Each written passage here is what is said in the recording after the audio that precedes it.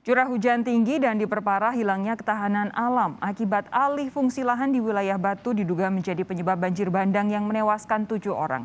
Benarkah alih fungsi hutan menjadi perkebunan memperparah banjir bandang di Kota Batu? Lalu bagaimana upaya rehabilitasi lahan yang akan ditempuh? Kita bahas bersama Punjul Santoso, Wakil Wali Kota Batu, kemudian Abdul Muhari, Pelaksana Tugas Kepala Pusat Data, Informasi dan Komunikasi Kebencanaan BNPB, serta Rosek Nur Sahid, founder Organisasi Konservasi Hutan dan Satwa Liar Profauna. Selamat malam Pak Punjul, Pak Abdul dan juga Pak Rosek. Selamat malam. Selamat malam, saya mau ke Pak Wawali lebih dulu Pak Punjul. Jadi sejauh ini bagaimana penanganan korban terdampak banjir bandang?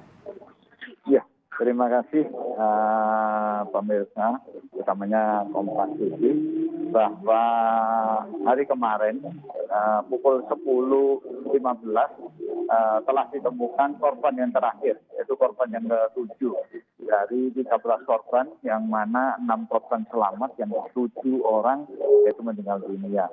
Dengan selesainya pencarian kemarin, SAR memutuskan untuk tidak dilakukan pencarian karena tidak nihil. Dan hari ini dan sampai kemarin sampai hari ini kita membersihkan sisa-sisa dari banjir bandang yang terjadi pada hari Kamis beberapa hari yang lalu. Warga yang tinggal di sekitar lokasi banjir ini bagaimana sekarang kondisinya? Mereka ada di mana? Dari 142 warga yang terdampak itu sempat ada di pengungsian 15 orang beberapa hari yang lalu. Tetapi kondisinya sekarang sudah beliau-beliau yang kebetulan rumahnya hanyut dan hilang tersapu banjir, itu tidur di rumah orang tua, di rumah saudara, di rumah anak dan semuanya. Jadi dari pengungsian sejak tanggal 6 kemarin sudah tidak ada yang fungsi lagi. Oke, tapi bagaimana dengan adakah nanti bantuan untuk mereka supaya bisa membangun ulang rumahnya, atau jangan-jangan direlokasi saja karena sudah terbukti bahwa wilayah ini rawan menjadi lokasi banjir? Jadi gini, sebenarnya saya sampaikan bahwa banjir bandang yang terjadi ini tidak semesti biasanya. Biasanya kalau banjir bandang itu kan melewati sungai yang sudah ada. Tapi ini justru tidak melewati sungai yang ada. Jadi ini melewati pemukiman. Nah, oleh sebab itu pemukiman itu sekarang jadi sungai. Karena ada bongkahan-bongkahan batu maupun kayu yang luar biasa besarnya menyapu seluruh rumah yang ada, kemudian menjadi aliran sungai. Lalu oleh sebab itu kami masih mengidentifikasi kaji cepat, terutama dari PUPR, dari BPBD maupun dari TNI Polri melalui Babinsa dan Babinsa untuk mendata bersama Kepala Desa dan Pak Camat, kira-kira di aliran itu siapa-siapa saja yang terdampak dari banjir yang kemarin itu. Oke, baru nanti akan diputuskan begitu ya. Saya beralih ke Pak Abdul Muhari. Pak Abdul, apakah saat ini peringatan kewaspadaan di Kota Batu masih berlangsung? Ya, untuk peringatan kewaspadaan tentu saja mengacu kepada informasi yang kita dapatkan tentang La Nina, bahwa ini masih akan terus berlangsung hingga puncaknya nanti di Januari Februari. Tentu saja ini menjadi reminder bahwa fenomena banjir bandang kemarin masih mungkin saja terjadi kalau di daerah hulu itu masih ada sumbatan-sumbatan atau bendung-bendung alam. Oke. Nah, 2 hari yang lalu kita sudah melihat dari atas, BNPB mengerahkan 1 unit helikopter untuk kita bisa mensurvei dari udara supaya kita bisa melihat utuh sistem keairan yang ada dari hulu sampai hilir. Hasilnya? Nah, memang di daerah hulunya itu ada alur-alur lembah sungai yang kita lihat dari udara masih berpotensi adanya sumbatan-sumbatan karena masih ada runtuhan pohon-pohon dan masih ada mungkin potensi longsoran karena tebing-tebing di sepanjang alur lembah sungai ini sangat curam, mungkin lebih dari 40 derajat, sehingga kalau ada hujan dengan intensitas tinggi, tebing-tebing yang kalau kita lihat dari atas ini tidak ada vegetasi dengan akar kuat yang berfungsi untuk mengikat tanah dan menyerap air. Oke, oke. Pak Abdul, begini, tadi sudah Anda jelaskan bahwa di sana ada kemungkinan kalau hujan deras lagi bisa terjadi banjir lagi, tidak ada vegetasi untuk mengikat air hujan untuk kemudian turun menerpa wilayah permukiman masyarakat. Kalau dari pemetaan yang dilakukan BNPB tadi menggunakan helikopter tadi, kira-kira apa yang membuat vegetasi-vegetasi ini tidak ada? Kelihatankah oleh petugas BNPB di sana? Saya harus luruskan dulu.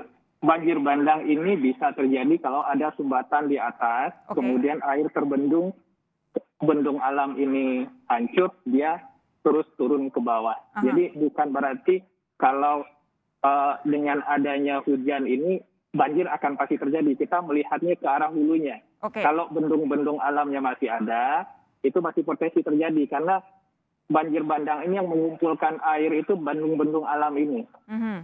Nah, ini di beberapa spot bendung alamnya sudah terbawa dari banjir bandang yang kemarin, tetapi kita masih lihat di daerah hulu itu ada runtuhan pohon-pohon di sepanjang alur sungai yang tidak terlalu lebar ini. Nah, permasalahannya adalah di hulu ini tebing-tebing yang menjadi sumber longsor sebelumnya itu tidak tercover, tidak terlindungi oleh vegetasi dengan akar kuat dan menyerap air.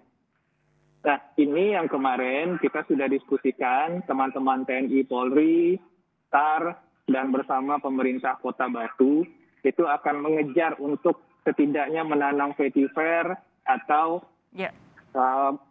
melakukan susur sungai untuk memastikan potensi-potensi sumbatan di daerah hulu itu bisa kita bersihkan supaya tidak ada sumbatan air ketika curah hujan tinggi dan ada debit air dari hulu. Oke, saya beralih ke Pak Rosek. Pak Rosek, kalau dari teman-teman di Profauna apa saja temuan setelah melihat langsung area hutan di sekitar lokasi banjir bandang? Ya, kami kebetulan melakukan pengecekan dari barat. Tadi kami sudah susur sungai-sungai kering di bawah pusung-pusung atau bukit-bukit tajam. Bahkan hari ini tadi saya juga ikut langsung mengecek langsung pada sisi lain. Karena sebetulnya bencana banjir tidak hanya terjadi di Bulukerto Batu ya, tetapi ada daerah lain yang di wilayah Kabupaten Malang yang juga rawan. Nah, saya melihat ada beberapa penyebab setelah kami susur sungai langsung sampai hulu dan juga kami ambil video dengan pesawat drone. Yang pertama adalah memang imbas dari kebakaran hutan tahun 2019 yang itu melanda hampir semua hutan di lereng Gunung Arjuna. Nah, banyak sisa-sisa kayu terbakar, gelondongan-gelondongan yang kemudian tumbang, dan itu memang betul membentuk bendungan-bendungan alami di sepanjang sungai yang kering. Sebenarnya sungai itu tidak ada airnya pada situasi normal. Hanya waktu banjir sekarang itu ada airnya. Nah, yang kedua, saya kira juga tidak terlepas dari kalau kita lihat di lereng-lereng Gunung Arjuna, bahkan sampai di hutan lindung, itu banyak berupa pertanian atau perkebunan sayur. Yang mana sayur sendiri tidak punya daya ikat yang kuat dengan tanah, juga tidak menyerap air. Nah, dari pemetaan kami ini sangat kritis, ini sangat bahaya. Terus terang saya sangat khawatir akan ada bencana susulan. Karena tadi saya baru naik, masih banyak gelondong-gelondong kayu besar yang sangat rawan itu akan hanyut dan akan menjadi daya gempur yang dahsyat yang bisa berdampak negatif. Pak Rosek, sebentar. Saya harus konfirmasi sekali lagi, kita pastikan sekali lagi dari yang Anda temukan, gelondongan-gelondongan kayu ini hanya yang merupakan imbas kebakaran hutan ya? Bukan karena adanya pembabatan ya? Tidak, karena saya tidak menemukan adanya illegal logging ya, atau pembabatan hutan, tetapi sisa kebakaran hutan 2019. Oke, nah terus apa lagi yang ditemukan oleh teman-teman Profauna di sana? Ya, karena yang kami temukan cukup mengejutkan. Sebetulnya yang terdampak cukup hebat, bukan hanya di wilayah Bulukerto Batu. Tadi kami sama tim Tahura Air Suryo naik pada sisi yang kita sebut Pusung Ombo ya. Itu di Bonkaji bahkan juga ada makan korban meninggal 1 orang petani. Nah di sana agak sedikit beda dengan yang di Bulukerto, karena di Bulukerto itu kan pusatnya di Pusung Lading, yang memang pusungnya itu sangat curam sehingga ada longsoran-longsoran ketika curah hujan tinggi. Nah kalau di sisi yang lain di Bonkaji ke atas, itu memang di atas pusung itu banyak pertanian sayur seperti gubis, wortel yang kami dokumentasikan ada longsoran-longsoran dari arah pertanian. Demikian juga di Pusung Lading, kalau saya lihat dari video yang diambil pakai helikopter itu kan pada sisi atas memang tidak ada vegetasi pertanian ya, karena itu ketinggiannya sudah 1.500 meter DPL ke atas.